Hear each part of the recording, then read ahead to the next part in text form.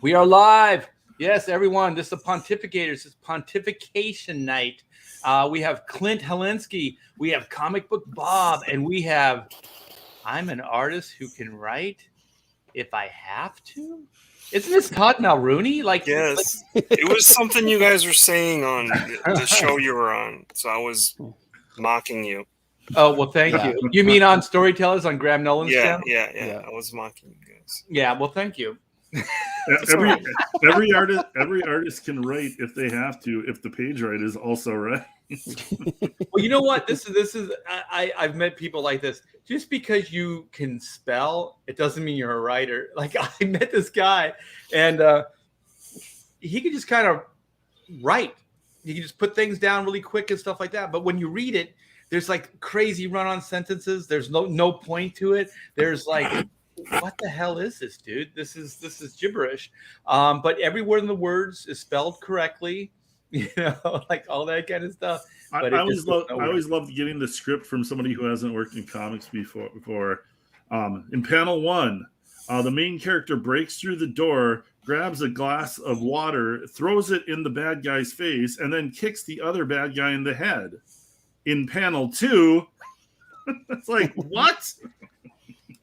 And there's too much stuff going on. There's crazy things that could never actually physically happen, you know, and you have to figure out how to do it. So tonight we are going to pontificate our asses off about Substack. So we're probably going to talk this thing to death. Everything you wanted to know about Substack, you're going to find out here. Bob's got some cool stuff he's going to bring to light. And the juicy dirt. Juicy. Bob's the juicy dirt guy. And then Todd will probably work on his project while we're talking. Is that your agenda there, Todd? No, I'm actually done. I was just inking something I drew earlier, so I finished. Are you working on Paradise? No, I'm working on something else. Secret Paradise.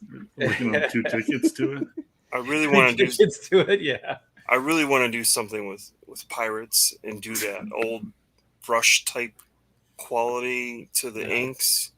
So I'm looking to do something like that. Yeah, who doesn't want to do pirate winches? Walking the plank. You want to see what I'm pirates? Those are all mine. Here, we don't want to see it, Todd. No, you don't. Okay. No, maybe towards the end of the show. Are you sure? Yeah, I'll have you on a show. We'll show some of this stuff off. We'll do a Teaser. Todd hour. We'll do the Todd hour. How's that? All right. Now I feel bad. Arr, oh, nice. All right, that's all you get, Todd. You get one shot. That's it. That was pretty fantastic, wasn't it? Thank you. Did you pull it down, Todd? I was going to show I you. did. Oh, you want me to? Yeah, no. No, that looked great. Yeah, I was just joking. Yeah, we'll look at it. People start drooling, and then, you know, we'll just start talking about pirates and shit, and then we'll forget about Substack. And it looked like the guy, the old sailor dude from Jaws. Oh, the Quint. What's his name? Yeah, Quint. Yeah. Farewell and adieu to you, fair Spanish ladies. It does. It looks just like that. Farewell and adieu. We're gonna need a bigger boat. Yeah. Man goes in cage goes in the water. That looks sweet. Sharks in the water. You do great beard hair. That's really fantastic. That looks like a little bit of work there. Yeah, no doubt. You got to do it like quick and swoopy, and just keep going and trust that you can make it look real. You know. All right, that's all you get. No, you get more. That's all you get. Shaw. No, you get more. Yeah, Robert Shaw's the actor. Yeah. Okay, so Substack. If you guys don't know, Substack is it's been around for a while, and it's kind of a blog spot, and it's not just for comic books, but comic books have been introduced to it lately. Yep. So it's pretty much a digital. It's like Comixology or one of these platforms, and it's a subscription. So you get a subscription to it, and you pretty much can see I guess they probably have different like premium, different packages, but you can pretty much then download the comic books. And so that's pretty much, we're not going to talk about Substack as a general. We're just going to talk about it, how it relates to what we know and love, which is comic books. And it's been pretty damn topical these days. There's a lot of A-list comic book talent that are being wooed. Actually, they are being wooed by Substack to come over. Big time. I think there's some kind of signing bonuses or something. The only thing I can think of is kind of like when XM, remember when they went to Howard Stern and they said, if we're going to launch this, we need a big name. We need some clout here. And they gave Howard Stern like $1 billion to leave his what is it? Radio? I forget what it's called, but radio to go and do the XM. And so it feels similar to that. So, Bob, what are some of the big names? Is it Snyder? I got a whole list of them here. I mean, they took the top writers from both Marvel and DC, and I mean, not just the top guys. They took like the top few guys, like the top 3 writers at both companies right now. Yeah. Not only that, but here's the thing: those guys are bringing their art friends with them. Oh yeah, because when Donnie Cates left, he took Ryan Stegman with him. Okay. Ryan Stegman's good. Yeah. I saw a pinup of like they've got like a team book with Stegman. I didn't know that was going to Substack. Yeah. I saw that on Facebook, and I mean, the art looked awesome. It looked like a cool, fun, off the wall kind of team book. Well, for me, there's 3 things going on. One, there's Substack as a platform, if that's viable. And then there's all the talent that's being wooed. And also there's one thing that we talk and we go back to a lot, and I know it's a passion of Todd's, is like digital comic books. And so we've talked for years, we've pontificated, and it's still mixed. Like if digital is even viable, like, you know what I mean? It's not just a platform. It's this platform. Is that viable? But also the product is digital. Yeah. Well, that's the thing that they're adding on to this. All of these guys going over there are saying these books will be available in print. Yeah. Well, you have to, right? You have to. That's a smart move. Digital alone, you're just giving away. You're cutting out customers and you're giving away money by just limiting yourself to digital alone. Yeah. Well, I don't think depending on the tier that you get. I'm sorry, I didn't mean to interrupt you, but depending on the tier that you get, you can get physical copies of the books. Mm-hmm. Okay. That's important, I think. Yeah. Well, the thing is, I don't think the comics industry has even proved that digital is viable. I know when I was working at DC with the New 52 launch, they were really pushing hard digital download, like downloadable comics. And I think Marvel was at the same time where they were saying, like, if you buy this comic, here's a downloadable code that you can download the book, stuff like that. So they were even kind of giving it away, and it just, nobody really wanted it. I have like pros and cons about digital just as an idea, as a I like the shipping costs with digital. Zero. That's about it. From a business point of view, like what we do is, we develop comic books, we do storytelling. It would be great because then you don't have to warehouse, you don't have to print, you don't have to do those things. So it is very attractive, and you can bring the cost down. And I think on Pontificators, one of the things that we came up with is that there should still be comic shops, and they should sell high-end comics, kind of boutique stuff like Comicsgate does. And so like highly collectible stuff. And then all floppies should just go away. Like monthly floppies should stop being printed and only be digital, because then they could bring down the cost. Then it could be a few bucks, and then it could go back to like a disposable art form. Then Marvel and DC can hire Twitter artists or like Brazilian guys or whoever it is that they want that will work cheap. They can hire those guys, and then they can just put out monthly product by doing it digital. So that's the only way I can, as far as a mainstream delivery service, because then the comics industry would be supporting the retailers with high-end collectible stuff. And then, the publishing company could still keep the floppy idea going by doing, the digital thing. But then I heard, I don't know if it was, Ryan Cardinal's making a good point over in the chat there. What did you say? Right at the bottom of the chat. Yeah. Boobs and books are the same. They look great on a screen, but much better in hand. That's hard to argue with. Yeah, indeed. But anyway, it is kind of like one of those things that digital hasn't even really been proven as a viable kind of way of producing comic books. So then you have Substack. So Bob, is Substack, is it a subscription? So if you just want digital, you can get digital, or if you want digital and physical, then you can do that? Or how are they going to deliver the physical aspect? There's from what I've read, that there's only a few of them that have actually come out and like put out their like whole tier system and everything. It's actually kind of interesting because it's kind of similar to, it's like a cross between like you said, like Comixology and something like Shonen Jump did with, like, they have like that you pay this much, you get access to everything. You know what I mean? Right. It's like it's kind of like this mix of Comixology, Shonen Jump, and the tier system for like Patreon, stuff like that. Mm-hmm. So like on like the basic tier, I think Snyder's the only one who's like really kind of ironed all of his stuff out at this point. For $8, you get all the digital stuff. You get access to all the digital stuff that they're going to do, and he's got like 2 or 3 projects already set up and ready to go. As you go up, you get access to more and more stuff, and at the top tier, you get access to access to physical copies, but you also get access to all these like special covers they're going to do.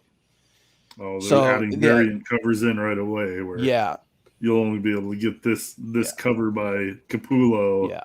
For this like #1 book, if you're part of this tier, right? Yeah, and some of these things are like the first 100, like, and because it's interesting what they're trying to do. They're trying to woo the collector crowd. Yeah. Oh yeah. Because they're saying this cover is only going to be available to the first 200 or 300 people, and then it's gone. Yeah. Right. They're doing stuff like that.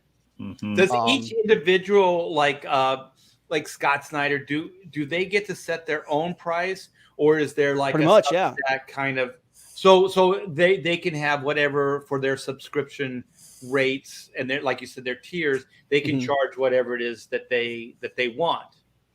Yeah, it kind of sounds like they're like cherry picking ideas from all of the online things, like a little bit of crowdfunding with the tiers, a little bit of Patreon where you're a backer for this amount and you get these special perks.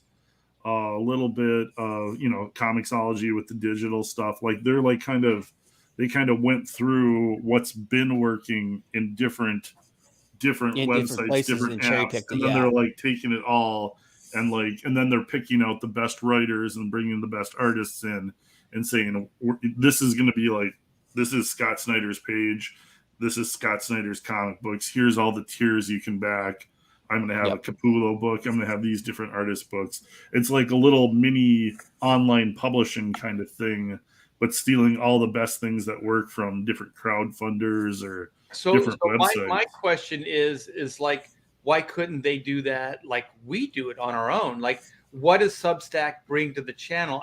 Or to the game? Signing From what bonuses. I understand is that they give you developmental money, right? Yep. They give you upfront money. Yeah. They do that, but they're also, for some of these guys, they're giving them signing bonuses. Bonuses. Yeah. They're basically it's monetary incentive. They're like, look, you don't have to like like with CG, you're on your own. It's what you got, and that's what you got. Right. With this, it's like we're gonna back you to the tune of this much money. So you've got basically it's giving them seed money, and then they get a kickback from what they produce.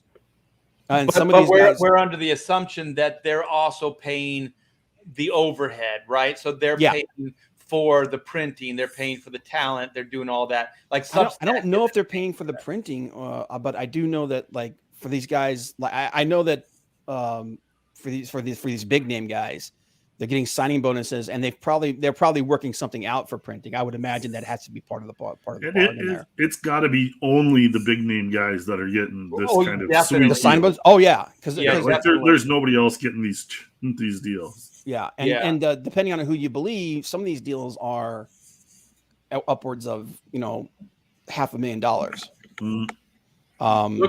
Rob Liefeld put out a post claiming that some of them were like 600,000 plus, but he then took it down. Well, let me just, is that the signing bonus, or is that like the signing bonus plus the developmental money to hire talent and all I think that's why he took it down, because I think it's a combination of both. Yeah, both. That's what I thought too. Yeah. But still, so if somebody gives you like sounds better than it is. But that is quite a lot of seed money. But I have a feeling that it's probably against back end or something like that. They would have to pay it back. I think well, like the details of it still kind of like I'm still trying to pick all the details out and everything, but it seems like they get a percentage until it's paid off, and then they're guaranteed to be on the platform X number of years to pay it off. Okay, yeah, it's kind of like in comic books, like there's a minimum that you have to hit before royalties kick in. So basically that money gets paid back to the publisher for their upfront money. So they get paid the printing costs and those things up front, and then after that it becomes profit sharing. Yeah, well, the company's going to want some security that these writers aren't going to get this big lump sum of money and then just take off, and then just half-ass some crap out there to cover what they promised, and then like walk away with the cash. So they're giving them seed money that has to be paid back, but the bonus is theirs, free and clear. That's part of what we're assuming. That's part of the negotiation. I think the other thing too is that I think for let me read this before we go any further, Bob. Yeah, good. Splatgut says Substack also gives a platform and hopefully will hold creators accountable to put out a regular flow of content in a timely manner.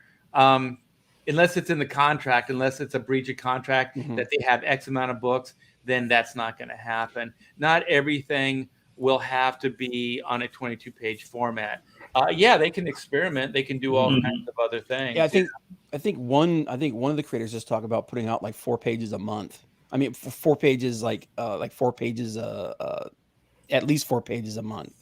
So for some of these artists and or writers who do their stuff really slow, this is a way for them to put out content that they normally wouldn't be able to have a contract. I don't see them holding an audience at 4 pages. That's the issue right there. Is like, can you hold them for that? But like, there's going to be a lot of logistics behind the scenes, and I'm guessing these writers are like figuring it out as they go. I mean, this is even though they're using some ideas that have kind of been used before, like until you go all the way through it, like it's on uncharted territory.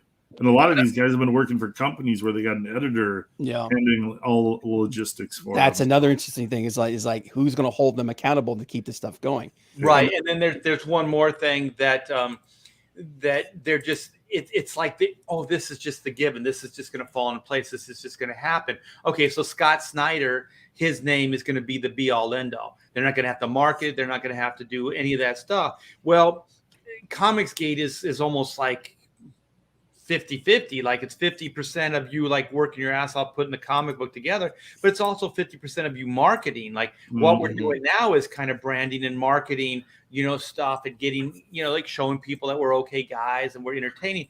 But this Substack, I know there's a blog element to it. There's other things to the Substack that they can do. But the one thing is, if Scott Snyder goes to Substack, is he thinking that they're the be all end all? They're gonna market. They're gonna advertise. They're gonna do all this stuff because it's like Image Comics. Like some people think, if I go to Image, I have that Image eye. That's all I need. My book's gonna sell because I'm with Image, but it doesn't. No, it'll just die. It's kind of up in the air because supposedly the creator put out the guy who's the executive VP for Substack put out this big long screed about how they're courting all these guys. So the optic of it is that Substack is going to do like all the promotion stuff like that, but we don't know. I mean, like it's like I said, this thing is completely new and it hasn't even come out yet.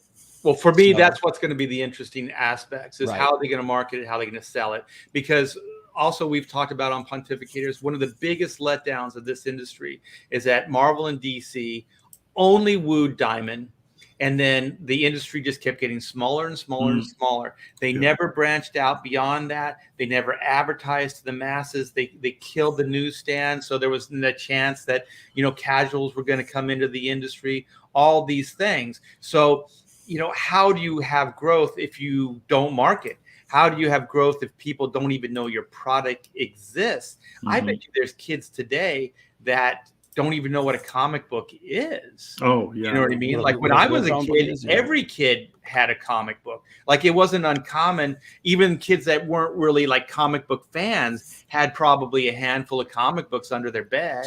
You know what I mean? Or scattered throughout their room. It wasn't. It was pretty commonplace. But nowadays, I just don't know, you know, how they're getting the word out, how they're marketing it, because the beauty about what we're doing is we're getting out there, man. We're talking to people, you know, we're marketing these stuff. Pressing the flesh.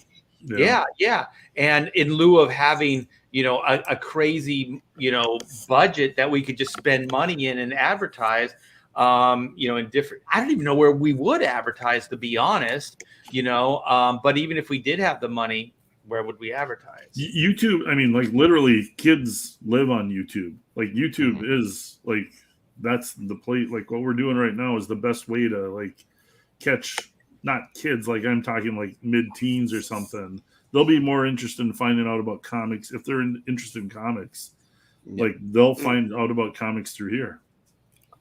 So we going to say something, Todd? Yeah, there is something else that we do in our little group that I don't think they'll do in their group. Scott Snyder's not going to retweet Tinian or any, you know what I mean? No. But there's something that we do that is unique to us as support. Community. I mean, how many times have I retweeted you this week, Art? It's a support. You're getting it from your other pals and your what are they called? Bro Professionals. The professionals. You're getting, there's a community. This is a you know, almost family. You know, in some cases it is family, right? But there's a community aspect to this. They're not going to get. And they'll never be able to do it because the thing is, this is set up voluntarily. Like we're all just like-minded, and also we realize, like, if Clint does well, you know, I do well. If Todd does well, you know, Bob does well. Like it's all kind of like we're all connected. It so builds up it's in my Comicsgate best even interest, stronger as a brand. right? It's in my best interest to support you guys, and then vice versa, because it just works. It's not in my best interest just to badmouth you guys or to do any of those. Some people do; they get some attention, but I think that's short term. I don't think they go very far. Yeah. And I want to read this. My kid asked who RT Bear is, so I put him up for adoption. It's like what Malin says, man. A rising tide lifts all ships. Absolutely. That's the concept that we built around. They're not going to do that. This is their idea is everybody's my competition. They're all an island, and they're going to be hell bent on trying to destroy the other. Unless they can learn from us, unless they're listening to us right now and going, you know, we're going to have to start networking within, you know, Substack with these other guys and seeing what it's all about. But I'll tell you too, is the talent pool seems like it's vast, but those guys are going to start competing against each other with talent. Yeah. And the good guys are going to go to the highest bidder. So, you know, like they're going to get into bidding wars, you know, between these against writers. each other. But speaking of talent, though, like this is the list of people that that have been confirmed that are leaving. Okay. Nick Spencer, James Tinian, Jeff Lemire, Chip Zdarsky, Jonathan Hickman, Donnie Cates, Ryan Stegman, Scotty Young, Saladin Ahmed. And the last couple of names here that I'm going to say are interesting. RT Bear and Clint Zielinski. Molly Ostertag, Leah Williams, Jen Bartel, and Philip Hester. These are people that they've been cultivating. So what does it say that they're jumping ship? Yeah, Leah Williams. Like Yeah. Marvel's been like she's had like a kind of golden road set for her with Marvel editorial.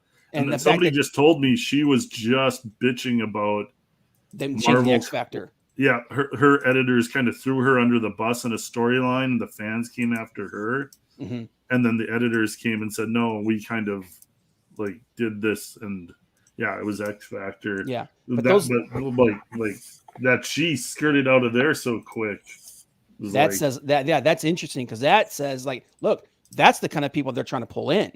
Well, also that says that the ship is sinking. Like, yeah, that's exactly what I'm saying. There's a bunch of these editors guys at are Marvel rats like, that how they're the hell jumping did off. she leave us? Yeah, it's like we've been like Art said, we literally laid everything out for you. Why are you leaving? Because there's no freaking money. Yeah, And that's what this is all about. Yeah. Capitalism. That's what. Well, they're there's all no going after this industry. There's no Mar- industry. Marvel's like got the no mainstream. page rate. Like Marvel's got no page. Like Comicsgate pays better than Marvel right now. Yeah, I can guarantee it. like the way everybody found out that Donnie Cates was actually jumping to Substack was they actually got into this bitching war because some people are saying that Substack is promotes racism and all that stuff because that's they're trying to tear it down. So obviously of course, they're going that's after the first thing. They're racist. And Donnie comes in and goes, "Yeah, it would be nice if you could monetize Twitter rage." So basically, he's saying, "Yeah, it's like we're doing this because of money. It's like if you could monetize all this Twitter outrage you're doing, I'd be down for not going to Substack." Yeah. So These guys it's are interesting that finally he starting- said that. Yeah, they're starting to see it, and they're filtering it through their own kind of weird, filters. You know what I mean? So this is the great part is, man, we're getting this stuff mirrored back to us that we've been talking about for 3 years now. You know what I mean? Like this is stuff that's slowly being parroted back to us, and we're like, but it's kind of being bastardized and like twisted through their own sensibilities. But it's kind of the same thing. To hear this stuff, you go, well, who's been talking about this? You haven't heard this from anybody else but this one source, which is pretty much Comicsgate. So, I'll take it. It's why I love and believe in fact. capital. It's why I love and believe in capitalism more than anything else. Because like these guys trashed all this stuff, but then once their money flow gets cut into, they scramble for where they can make money now. And I mean that's 100% what it is. Right? It's not. Oh, go ahead, Todd. It's not it's not a new thing, right? Oh, Russian had a lot of money, and they were throwing money around. And everybody. How fast did it go away? It went away like that. Oh, this was too. I guarantee you. That's where I was going with all this stuff. Yeah. What was that company that had? It was something Planet, where they started all the kiosks in the malls. Little, Oh, you remember that? Was it? They had Neil Gaiman's Lizard People book or something. Do you remember that? Yeah. Was it? And they threw money around, and they started those kiosks, and those kiosks didn't last 6 months. Yeah. But at least that was like getting it into the masses. Like that seems like a kind of a sort of more viable, at least, the product probably wasn't the right product, but this is the difference between Comicsgate and Substack is Substack is got a bunch of investor money and they're throwing money at stuff to try and make more money, but they don't have any idea if throwing that money at it will actually create a profit. Yeah. Well, I guarantee you it's not going to turn over profit with downloadable comics. No, exactly. I don't think that model is going to work at all. Yeah. The other thing. Comicsgate grew up naturally. Comicsgate grew up with an actual audience first. Like it's based off of a real business model. Like you give customers a product that they like, that they enjoy, and guess what? They're gonna buy it and spend money on it. It's like a real, actual working business model. It's not throwing money at something and then hoping you can make more without any kind of evidence that that'll actually work. The other thing too with the Substack deals, from what I understand, is that any of these properties that they create, Substack is a partial owner in that, at least for the time being. So a lot of this stuff is being developed. They're trying to develop IPs for movies and games and things. Yeah. So that money to woo them is actually also buying into the IP. Yes. So, It has to. Nobody's giving away like $500,000 holy shit. for So these something. guys, oh my gosh. So Substack's doing the same horse shit that everybody's doing. It's like, oh, we're gonna sell this as like movies and TV and It's shit Dark like Horse that. Comics with Yeah. more money. But the difference is, and this is the reason why I think a lot of these creators are going over there, especially like, you gotta remember, Scott Snyder is, as much as he leans into the social identity politics stuff, he got canceled. They attempted to cancel this guy. Oh yeah, they went. And after there's and the thing with Substack is there's freedom there. You don't have to answer to these people, and that's the big reason why I think they are upset that people that go in there, they're losing their influence. Okay, and, Well, and that's an article I want to, and there's an article I want to show you guys in a minute where it literally talks about that. But I wanted to show you guys right here. This is the Donnie Cates exchange that he had with that guy. So if you look at this, like right here, Donnie Cates says, "Yeah, it'd be cooler if Hot Take Twitter takes paid the bills. I'd love to see how you complain about that for attention." So, and then down here goes, "All right, man, whatever. I'll be imagining things as you were." Like he basically, this Ramon Villalobos guy is like hardcore going into the fact that they shouldn't be going to Substack, and that they are. That is just shows that they don't care. And Donnie's just basically like, "Right, whatever, man." So it's interesting to see these guys kind of backpedaling a little bit on what they're saying. It's all about money. Yeah, and I think these guys are sick of Twitter trolls going after them. They're sick of answering to these people. There's a ton of comic book creators that would just like to do their comics, make their money, and not have to talk to people on Twitter. Yeah, but the other thing too is that these people, like we're talking about, like the Leo Williamses and all the others, the Whisper networks. They're all tired of having these people hanging over the head like the sword of Damocles. Oh yeah. Well, I'll tell you, it's not going to go away because they're part of that group, and they're already starting with Substack. They're trying to cancel them, and it's just sour grapes, man. It's like Comicsgate. Like Aaron Lepresti got a bunch of heat. The reason he did is because they were like, well, he's one of us. How could he do this? So they're all up in arms. And then when they realize that, he wasn't one of them, then they're like, well, let's cancel him now. And it all comes down to he's doing well. Like if he went and he tanked and he crashed and burned, nobody would give a shit. When he did Garbage Man, nobody went, oh, F Aaron Lepresti. They didn't come after him. No, but right. You throw up the kind of money, you throw up the kind of, totals he has, great IP, it gets people's attention. And then all of a sudden they're like, why you? Why do you get to do this? Yeah. I don't get to do this. Well, Aaron took a big risk. He took a big chance, man. You don't think like this kept him up at night, like joining ranks with Comicsgate? These aren't easy decisions made, Yeah, because you're going to be in the firing squad. Oh, yeah, absolutely. You're going to be canceled. People are going to come after you. Splatgut said something really good right there, really interesting right there. He said, I could see going to Substack simply to not have to coexist with the degenerate coworkers. Yeah, these people that are trying to that trying to tear them down. And like I said, like they're hanging over their head like the sword of Damocles. This is them yelling out freedom and running. Oh yeah. I just shared just to get an idea of like how they're setting up their tiers and stuff like that. This is Jeff Lemire's setup right here. Okay, it's hard to see. I'll blow it up. Yeah. There we go. So free, you get access to my weekly free post that has a snapshot of my current project and content.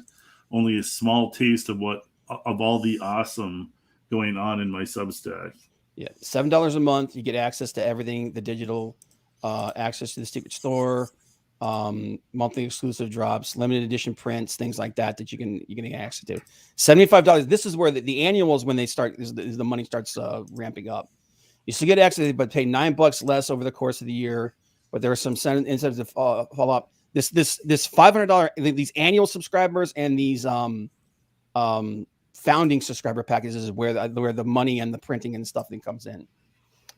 First 500 annual subscribers, free digital download to come. Yeah. And then first 200 annuals, named entry into lottery for one of the 50 get an hour long Zoom. Like they're selling all this stuff. You get to talk to us. Yeah. For, like you have to pay for it. Guess what? Comics, you don't have to pay for it, bitches. Does anybody in the chat want to say something to Art right now for free? Yeah. For free, yeah. Or Clint or Todd or Bob. Art, who was working in comics 20 years before any of these jokers on Substack, and knows the industry and business backwards and forwards. You got right there at the 100. Me. Yeah. So the first 100, they actually get a signed mini comic ash can. So that's when the physical stuff starts coming in, is right there. One signed mini comic ash can. First 50, they get a signed piece of original artwork from the book he's doing. When it becomes a little nervous, weak in the knees, is like these tiers. Like, I don't see this blowing anybody's skirt up for excitement. Like, I'm not. Ooh, I get a signed ash can at what tier level was it? Yeah, if you're one of the first 100 annual subscribers. So it's when you hit this annual subscriber thing where like the big money comes in, where it's like it's not $7 a month, it's $75 a month. It's there where they start actually giving you the real incentives. Like, what happens when like nobody shows up for this because they're not really that excited about it? See, this is the things that I'm looking at. Like, these may be the issues. Now, what they need to do is they need to start putting in here the stuff about the physical comics, because that's what everybody's asking them about. Yeah, right. Are these things going to be? Can I get a physical version of this book? And they're all saying yes, but none of them have actually put that in here, except into these real high level tiers. And they're going to also find out very quickly that that's not as easy as they thought, because a lot of these writers, they were still working, they've done independent stuff, but they've done it through like Image Comics or something like that. And Image, they do quite a bit. I mean, they don't do everything, but as far as administrative stuff, as far as dealing with the printers, as far as those logistics, they do almost all of that. They run it by you, but they already have kind of their set way of doing this, and they'll do it. You don't even have to really say anything. All you have to do is okay it. But when you start publishing on your own, you're dealing with printers face to face. You're on the phone with them. You're all these little details that you're doing. These guys, if they're truly independently publishing like we are, they're going to find out it's a lot more work than they think. Yeah, Splatgut's just posted something, and I remember seeing something about this too, that Dark Horse, and I don't know if it's for all of the writers. Mm-hmm. I remember seeing something about this, that they were going to collect trades and publish them. And I don't know how Dark Horse is tied in with Substack. So that part of it seems a little. So like, do you have to that's, to me, reads you're not going to get any printed material out of the Substack stuff, but you could buy it later in trades from Dark Horse and then pay extra for it. Which, to me, that is it's weirdly double dipping. Yeah, it's double dipping. It's trying to really gouge. Yeah.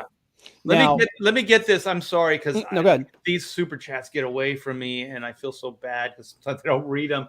So this is Phantom Power for $5. Thank you so very much, Art and Company. I'll wait until for the fans to meet, talk, and have a drink with you all. Hell yeah, man! I'm looking forward to that, dude. Man. That is going to be amazing. And I still have to look into this, but when it becomes more like we have a date and everything, I am going to get myself a t-shirt launcher. And I'm going to rocket those. I'm going to rocket like Inco t-shirts and black and white and Chrono Mechanics t-shirts across the convention floor, man. Yeah. I'm going to stand on a table like the old Image days. I'm just going to get a t-shirt. I'm going to wear that. I don't know how to get a t-shirt. Well, have shoot one on my head. Have Kiss's War Machine playing as you're doing that too. Oh, there we go. Exactly. Now some of these guys, Tinian, from what I understand, Tinian is going physical from the start.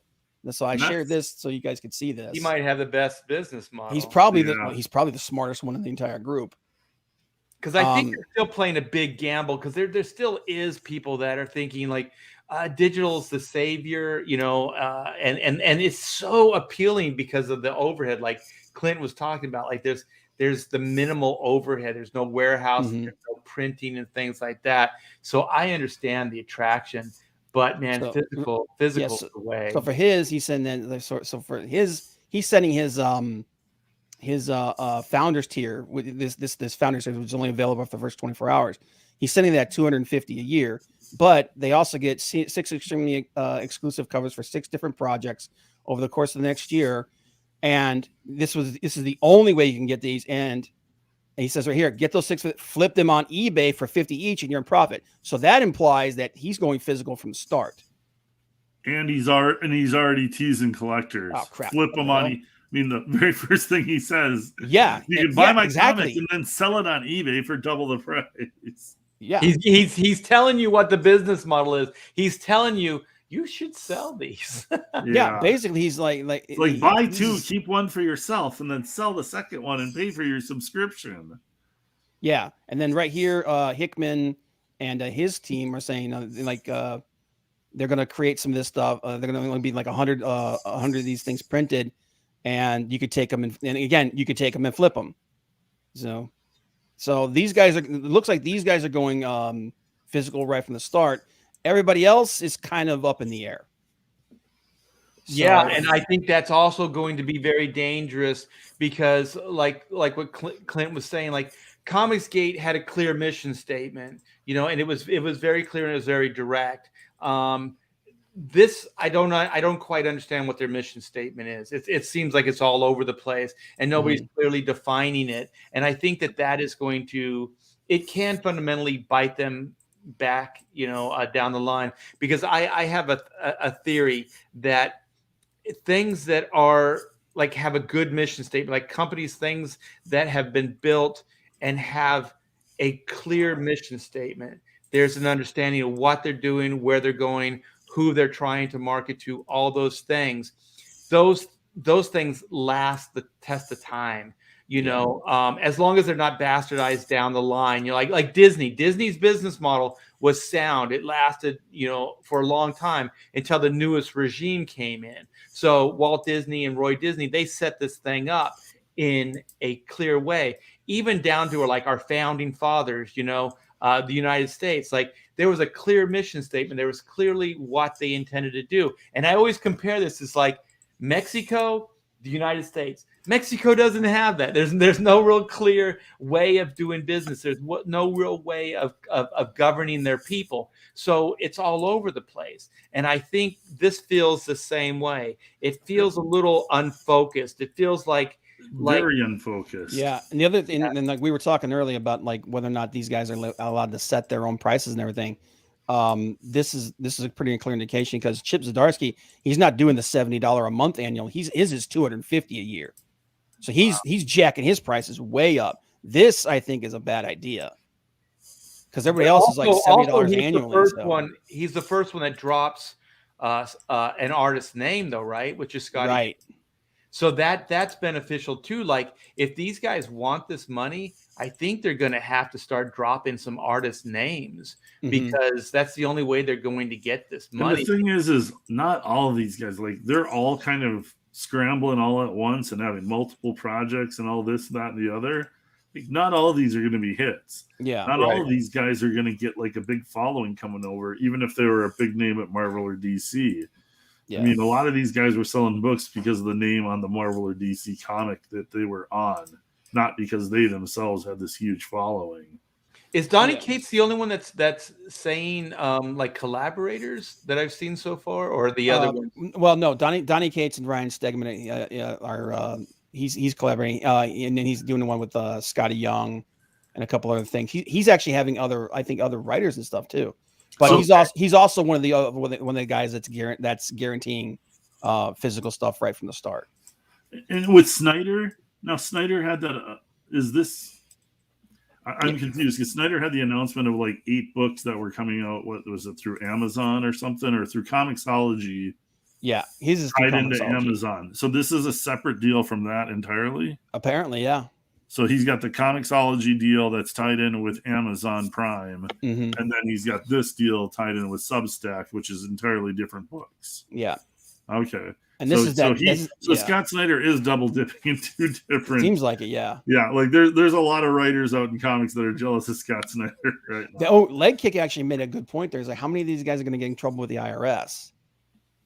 Why would they be getting? Because there's a lot of weird money moves going on behind the scenes here. I'm sure Substack is going to make it very. Yeah, these guys will be getting whatever 1099s or whatever. Yeah, there's no way Substack is going to take any kind. I wouldn't worry about the IRS so much as long as these guys.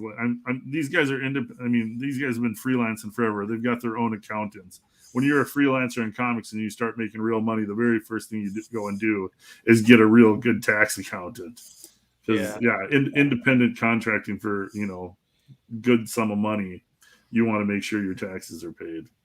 Well, I don't know, man.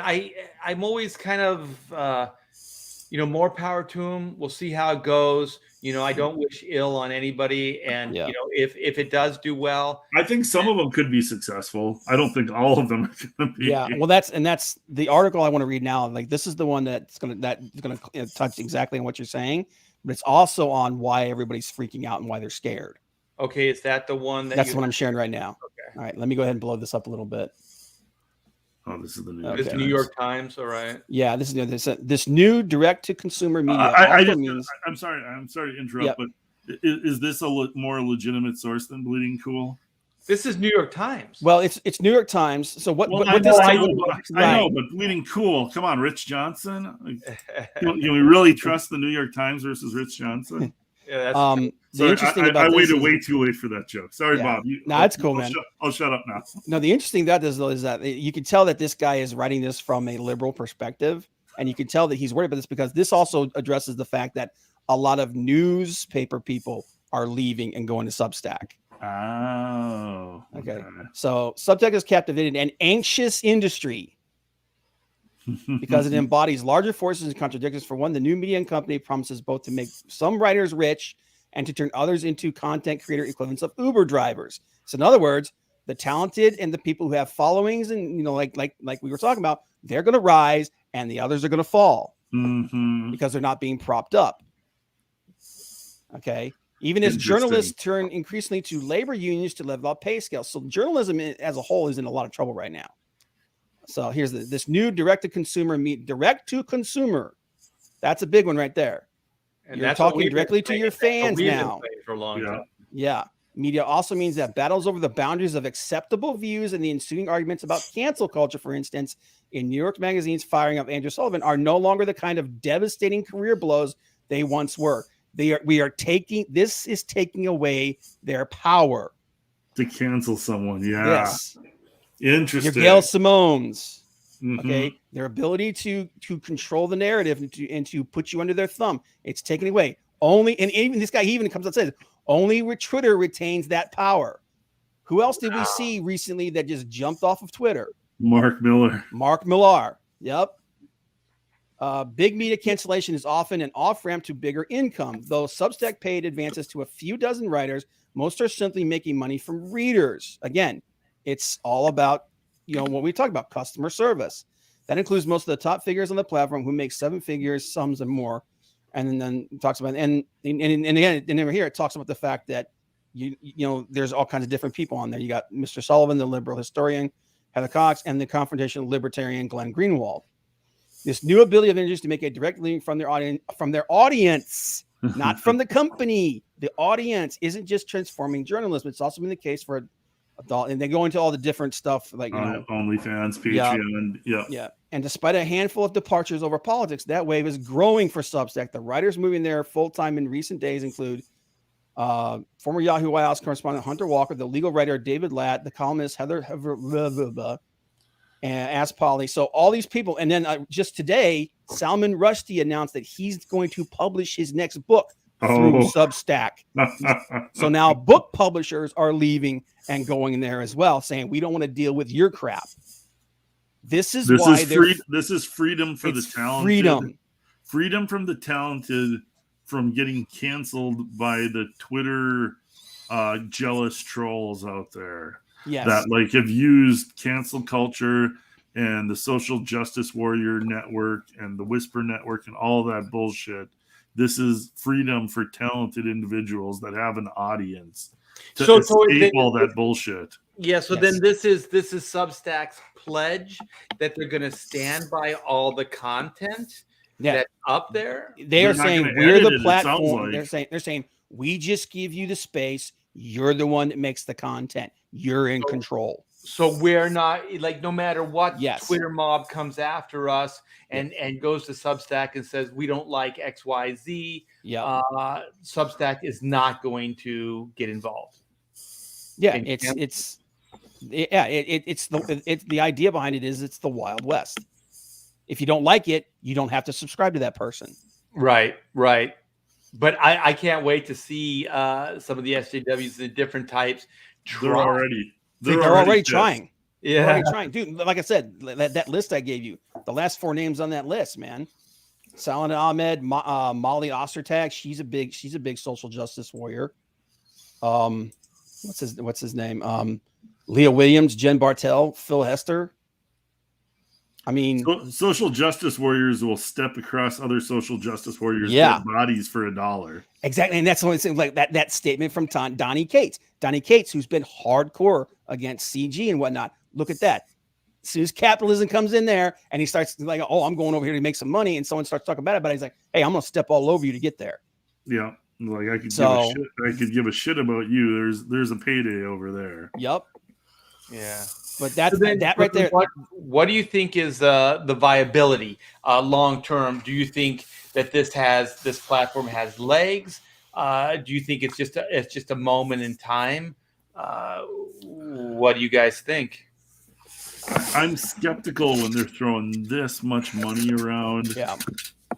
That I mean, when you're throwing this much money around and you've got investors, eventually you have to show those investors a profit. Mm-hmm. And so that they're already down to comic book writers, and like, they're using journalists and stuff. Like, that's a hard transfer. Like, I don't see the audiences showing up en masse for this, and I could absolutely be wrong. And I mean, a lot of the younger audience, and maybe I am not the target demographic, that would make sense with the gray in my beard. Maybe they're counting on 20 and 30-year-olds that are used to, getting their information online through an app or whatever. They're going to get their books through this. They're going to get their journalism through this. They're going to get their sports news, their comic books, their novels, their, magazine articles that they normally read. All of a sudden they start funneling it all through Substack. I think that's what Substack is hoping for. Yeah, I think they're trying to stack it, they're trying to become the new, like they're trying to become media like standard. Like any kind of written media that you go to Substack for. Yeah. So we're in agreement. We're in agreement. So most of this talent, other than throwing a bunch of money up front at them and then giving them developmental money, but it's that it may be a haven to not be canceled. Like it may be like a protective place that they could go be creative, and that Substack pretty much has a guarantee that they're not going to cancel you. So for right or wrong, you'll be allowed to put your comic books up, have your point of view, do your thing, and then Substack is just going to be like, whatever. I would love to see it work, because I would love to get that kind of, culture, cancel culture, like out of the creative. Yeah. Mm-hmm. Like this would be a great thing if it works, because then people are being judged on their talent, being judged on their ability to have an audience.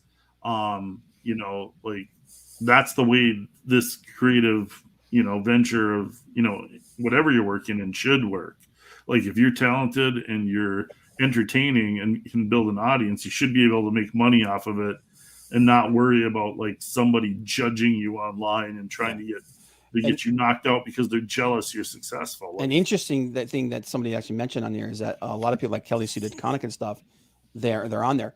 They're actually not on there. What they're doing is they're going on and they're tying up names to prevent other people from using them. because a couple of people have actually come out and said that that's what they're doing. So kind of like how people were stealing domain names and stuff Right. like that. Like So they're she- doing What kind of names are they like? Time Well, like some of them are just going on there. They're basically they're kind of hedging their bets, is what they're doing. They're protecting their name and their brand, so that if this thing does take off and things start getting bad, they're gonna jump over there. Name Right. that they want to use. So if it takes off, they can come in and use their. I got it. Yeah. Just think of a different name. Christ. Look, there was a company that came out, it was about 2 years ago, that I really thought this might work, right? This was TKO. They were allowing you to read the first issue completely free. Then you could either get all 6 copies digitally, you could get them all as individual copies, I kind of remember floppies, or you could get it as a graphic novel, or you could get it all as a trade. So they had this model that I thought, damn, this is really cool, because they're giving something free, right? They're starting you off and saying, hey, if you like the first issue, then the story should be something you'll like. And I completely bought into the idea that I thought this would grow, and I thought they're going to be around. And I Never don't give stuff away for free. No, I really believe that it's actually not a bad idea. And no, I think it should work. It never does. And I don't know why, because there was a couple of really good books. There was one by Epting and Garth Ennis. It was called Sarah. It was people have a weird idea. If you give something away for free, it's not worth anything, and they're just like it's a weird. It has. I've seen other people try to do that. What it was doing is you had to give your email to read it. To read the first issue, you had to give your email. So you're already giving something. Yeah. You're collecting something for nothing too, right? Yeah, you're getting something in return. You're getting a mailing list, right? Right, because if you don't come back to the second issue or buy whatever package it was, because they had a bunch of different tiers, if you don't buy it, they might say, hey, you read this, why not try this on us again? And you have a connection. You're starting to build some kind of rapport with somebody. So I really thought, man, this is going to work. This is going to be awesome. Mm-hmm. I remember that TKO thing. People, they had all eclectic artists that, other than Epting, I didn't like any of their other artists. Gabriel Walta and stuff like that. They weren't my cup of tea. So I don't really know where they went wrong. If maybe it was they just weren't getting the talent to come, or maybe they're what they were paying out wasn't good. I don't know. But I thought the model of try the first issue free and then, go from there. I thought that was really cool.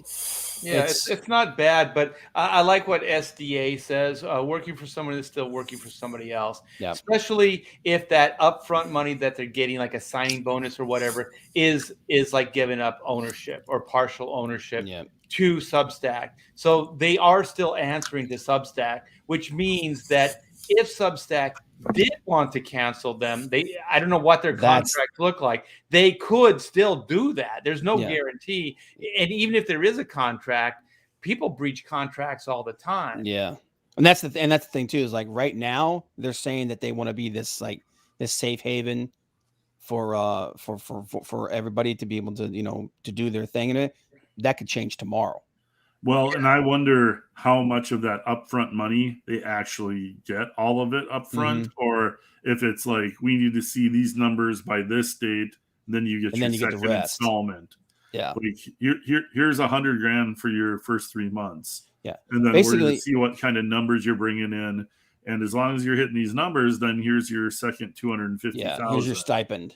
You know what? I'm going to say this. This is good for these people right now. Yeah. You know what I mean? Like it might not be 2 years or 3 years, but in this current climate, where the mainstream are like the Titanic, like this stuff's sinking. There's a lot of artists, there's a lot of talented people that are looking for work, and then there's this place that seems like a haven, which is Substack. And they're saying that it's kind of protective, so all that shit that you got before, you're not going to get it well, you're still At going least right now. but Yeah. you're not going to be canceled. You know, they can't guarantee that people aren't going to say shit about you. That's still going to happen. But if you don't want to be on Twitter or whatever, then you don't have to be. You don't want to worry about these trolls and stuff. Yeah. Yeah, you're still going to need a way to market and to promote yourself, which, you know, I that's the thing.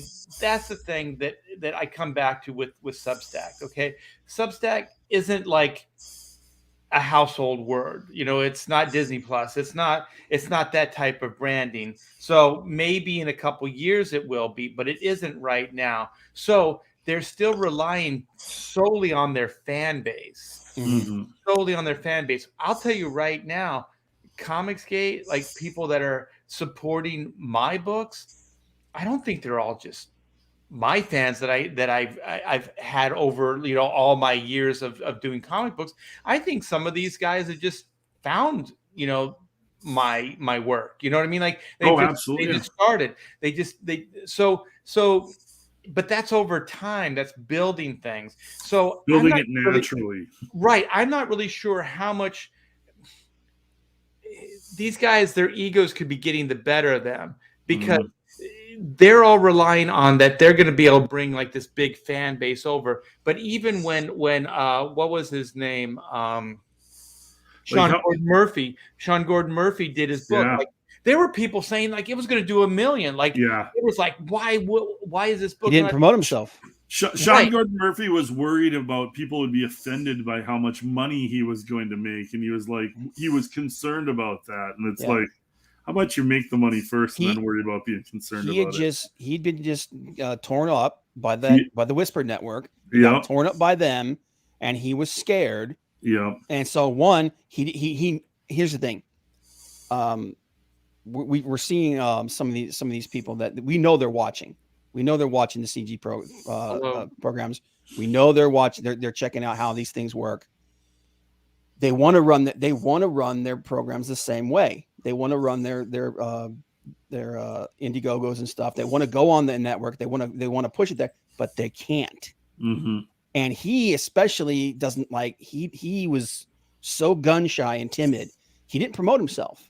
Oh yeah, he shot himself in the foot so many. Yeah, different he ways. left a lot. That dude, if he had gone on the live stream circuit, he at least would have doubled that thing. Well, there's two things happening here. There's one that you're making. My point is that it's still what that individual brings. But two, like Substack would probably have been better for Sean Gordon Murphy if indeed they did shelter him or shield him, you know, or at the very least he had some kind of confidence that he could go there and, I don't know, be shielded from some of this.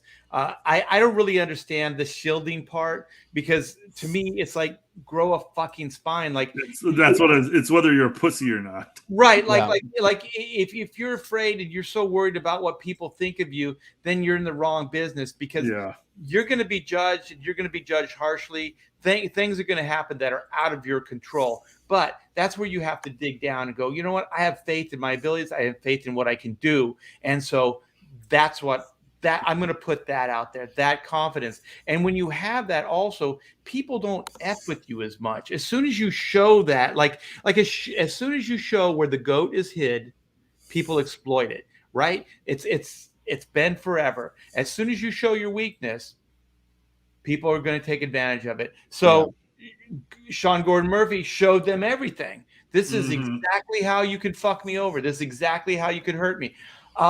Also, Scott Snyder did the same thing when he signed that Whisper Network petition. That bullshit. That apology. Fuck you. I would never do that, because it's also kind of implying that maybe I am that person. Like, I don't have to apologize to it. I don't have to sign anything. I am not that person. You know what I mean? I don't need to prove to you that I'm not that person. It's so freaking weird and hollow. I can't believe they all got sucked into that bullshit. Well, then they crucified. They were scared. Oh yeah.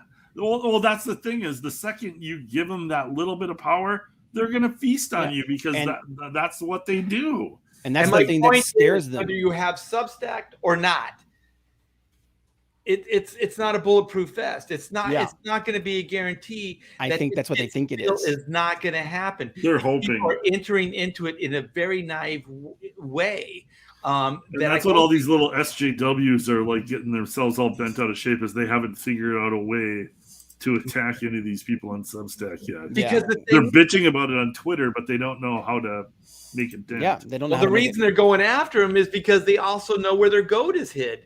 They do have a chance to fuck these people over. I'm sorry if you guys are listening, but these guys have already showed you all their vulnerability. They've already showed you their exactly how to hurt them. So if you have somebody who doesn't give a shit about his fellow man and just wants to push an agenda or be petty, there you go. That's exactly what's going to happen. And Substack is not going to protect you, man. Like the thing about Comicsgate, especially in the early days, I don't know, somehow I've been reminiscent about this. There was no protection. There kind of is a little bit about like we got each other's back. Like there's more of an agreement. There's more of like a structure that exists now that didn't even exist a year ago. You know what I mean? Just with what was happening with Aaron Lopresti just in the last couple of weeks, like Comicsgate had his back, and we're defending him against those attacks and that bullshit. So right, and then Aaron in turn is not showing him weakness. You know, he's in turn like saying, "Hey, this is the reality of the situation. You know, move on. Like, why are you? This doesn't even make any sense. You know." But there are these people in life.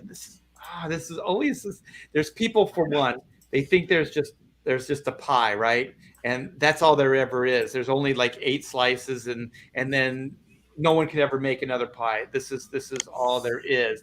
And then there's another type, and sometimes they go hand in hand. The type that thinks if you have something, you're taking it away from me. Like the only way you can have this is because you stole it, or that's an opportunity that would have been mine. And I think that these people have that kind of mentality. Like they're not going to build anything. Like Comicsgate is building stuff. If there's only one pizza pie, well, somebody's going to make another one, and there's more pie to be made. Right. It's going to keep going, and Ethan then might eat more pie than everyone else with his toe thumbs and his deadly touch, because it's delicious. But you know what I'm trying to say, like that's just like there's types like that.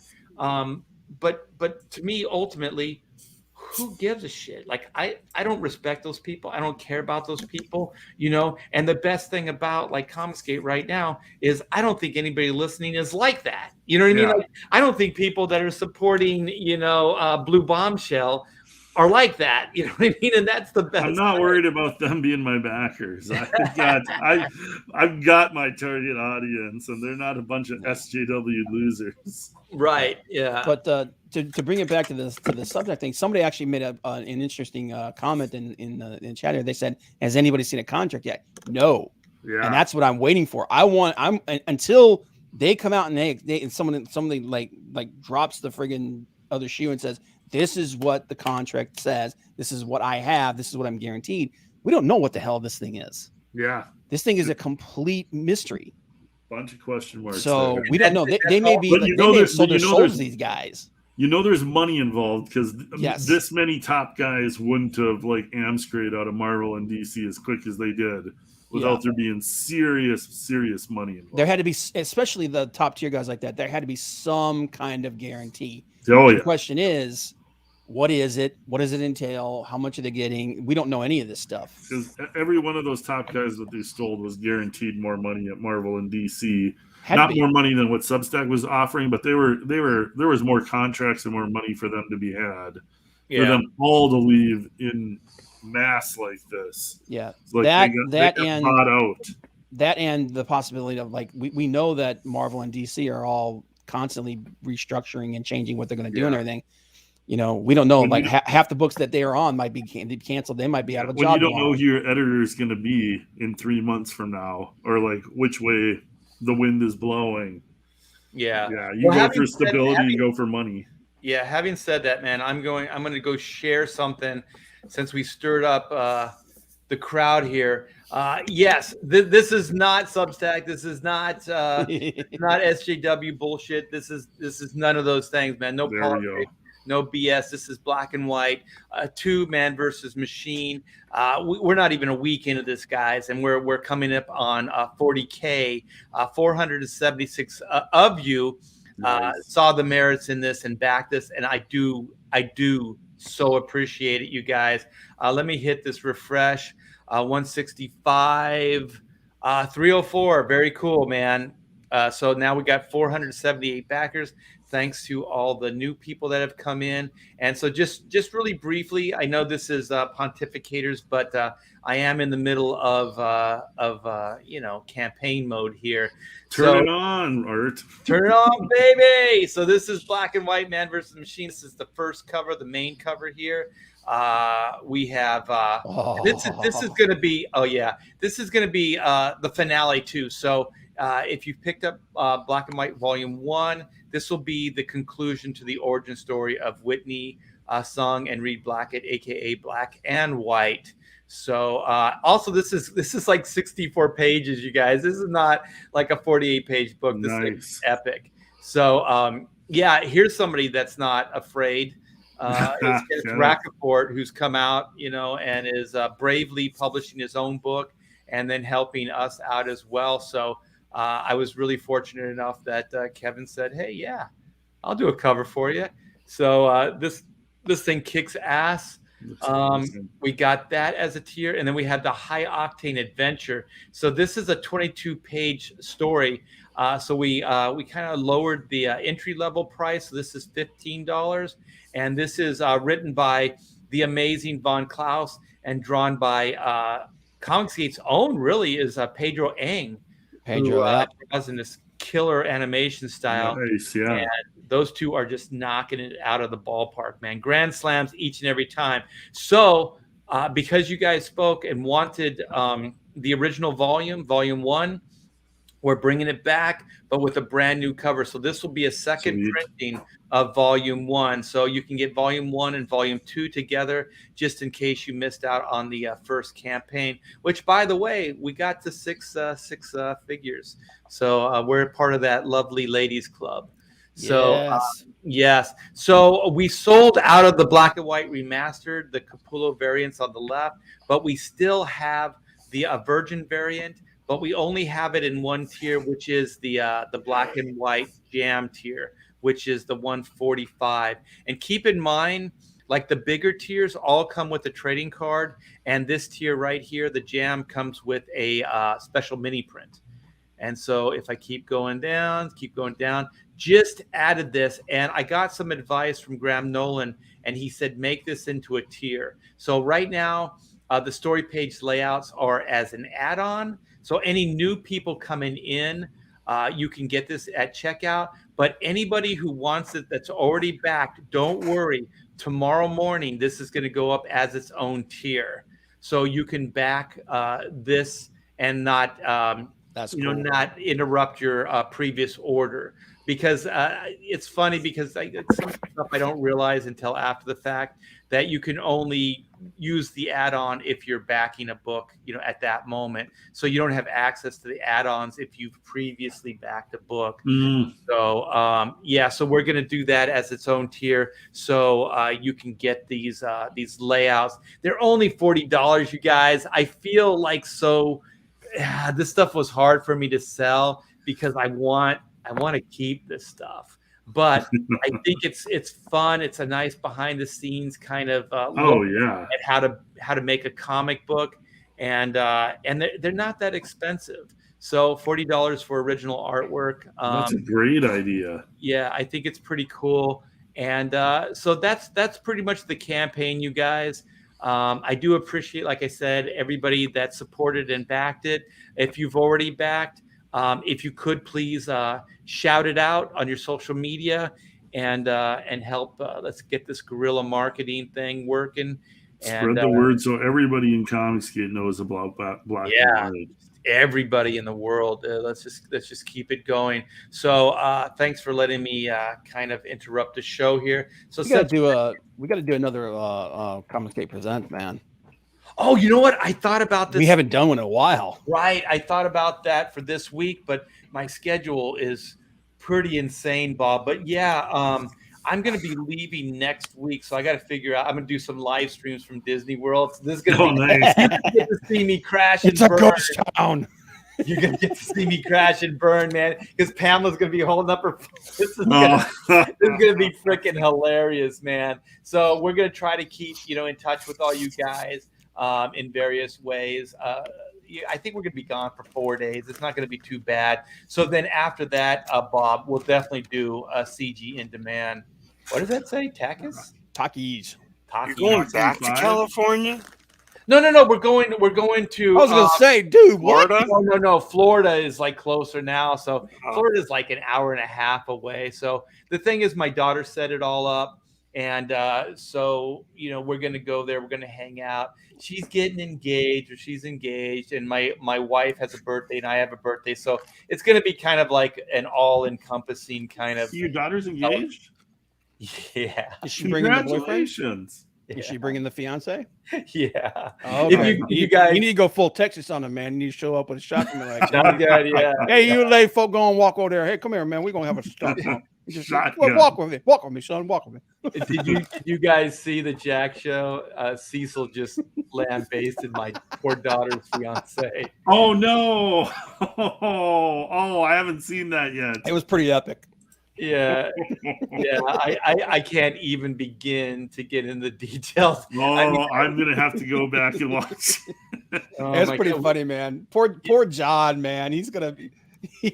See, they're never letting John live. They're never gonna let him forget about that. But Cecil's got material for eternity, Yeah, one John had to live down that. I think even Kelsey Shannon said that Art drank you under the table. So now John has to live that down. Although John says, I started drinking before Art. But you know what? I kept drinking after you bowed out of the show too. So, I'm holding on to that. I don't care, man. A victory is a victory. And then after that, yeah, he shut down his campaign on a live stream. Yeah.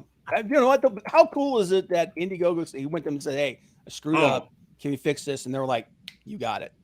Yeah. I mean, how freaking cool was that? No, it was awesome. And I think everybody was relieved that happened.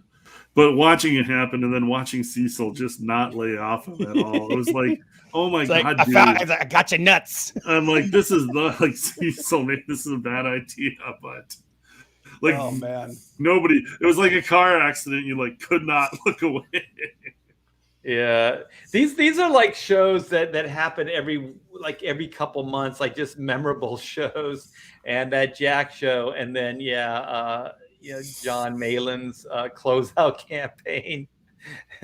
I was glad I bailed out of that stream early because somebody I said, you can't blame me for what happened, because there was all those people around John and nobody said anything, or it was completely unfocused. Like one of the Diaz brothers is like, John, there's 45 seconds left. Yeah. Let me finish. And so then I said, I can't be blamed because I bowed out early, and they said, yeah, we can still blame you because you should have hung out longer and told John that you need to, get that second month going. So either way, I got blamed. So there you go. But, I don't know, man. Is there anything else we need to talk about on this Substack thing, or? Yeah, I think as always, John or Bob, you covered it down, man. So we do have one thing I want to show off. Clint's campaign demand right now. So boobs. Blue Bombshell is in demand, and yes, there are boobs aplenty. We've hit our 30,000 stretch goal. So with every backer, you're going to get this hologram lenticular trading card of the Blue Bombshell, which is going to totally kick ass. So even at the $25 level, you'll get the comic book, but you'll also get that hologram lenticular card. And we're pushing to hit 40,000. If we hit $40,000 stretch goal, everybody is also going to get the Sword Maidens comic book on top of the Blue Bombshell. That is also an adult comic. It's kind of, imagine if Red Sonja had a twin sister, and they fought a lot of demons and they lost their clothes while they were fighting them. So if we can hit that 40K stretch goal, you're gonna get 2 comics, you're gonna get the lenticular card. If you get one of the bigger rewards, you're gonna get a whole bunch of extras, variant covers and everything. So definitely go check out the Blue Bombshell page. This book is going to be delivered before the end of the year. We're going to stay in demand here for at least another month, but it's going to be going to the printers pretty soon. And I want to get this book out to everybody, shipping in December here. That's the plan right now. So if you're looking at this and haven't checked out the Blue Bombshell yet, definitely go check out the page, check out the reward tiers. There's also some art on there from Sword Maiden. So a bunch of extra goodies that you can get. And we keep pushing that total up and making this project an even bigger Comicsgate success than it already is. So appreciate everybody checking it out. Yeah, killer. Yeah, go back that. It's in demand. You're going to be getting that book soon, like you said, December. So I want to thank everybody in the chat. Thanks for the super chats. You guys are the best. Thanks to my panel. Bob, you freaking nailed it tonight. Thank you so much, man. Great research and great. I'll tell you what, I found that one article. I said, that's gold. This is what's scaring them. Yep, exactly. Yeah. Yes, and everybody, Black and White. We're closing in on our first week, so it would be awesome to get that 40K by the end of the week. If we get that 40K, you guys just unlocked another stretch goal. So that's the Inco. Hold on. Thanks, Sheldon. That's the Inco sticker, and so get on that, and everybody have a good night. Sleep tight. Don't let